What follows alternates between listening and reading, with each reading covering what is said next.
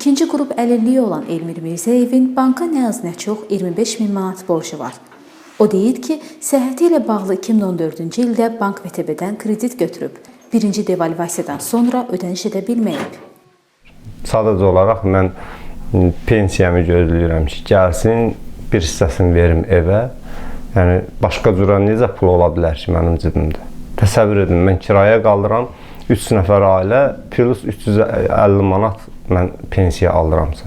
Bu hansı bir formada mənim cibimdə əlavə pul ola bilər? Yəni, sadəcə olaraq Allaha dua edirəm ki, yəni, ailədə heç kim xəstələnməsin.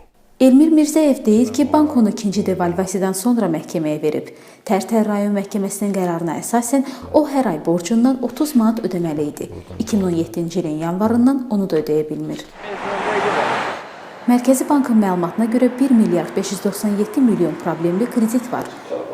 İqtisadçı Qubad İbadoğlu deyir ki, ötən illə müqayisədə bu il problemli kreditlərin sayı 17% artıb. O, 300 mindən çox məhkəmə çəkişməsinin olduğunu da deyir. Və necə ki, bizdə hüquqi şəxslərin müflisləşməsi haqqında qanun var, elə də fiziki şəxslərin müflisləşməsi haqqında qanun qəbul olunmalıdır. Parlament bu qanunu qəbul edəndən sonra fiziki şəxslər problemli kreditlərini qaytara bilmədiklərinə görə məhkəməyə müraciət edə bilərlər, məhkəmə qərarlarını onlara möhlət haqqı verə bilirlər və yaxud onların mövcud iqtisadi, sosial durumunu nəzərə alaraq o kreditin demək olar ki, silinməsi məsələsini də məhkəmə qərarlarını əsasında həyata keçirmək mümkündür. Amma bunun üçün hesab edirəm ki, ilk növbədə bir hökumətin işçi qrupu yaradılmalıdır. İşçi qrup, bu komissiya, belə deyək ki, təcili olaraq təxirə salınmaz tədbirlərə başlamalıdır.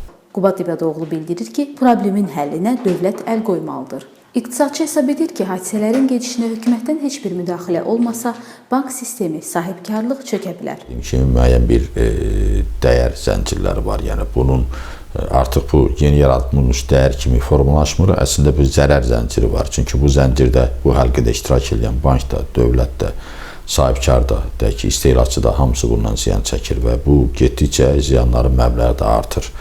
Bankların maliyyə vəziyyətinin pisləşməsi, bankların bağlanmasına gətirib çıxara bilər. Sahibkarların bu öhdəliklərin yerinə yetirilməməsi, onların müflis olmasına gətirib çıxara bilər.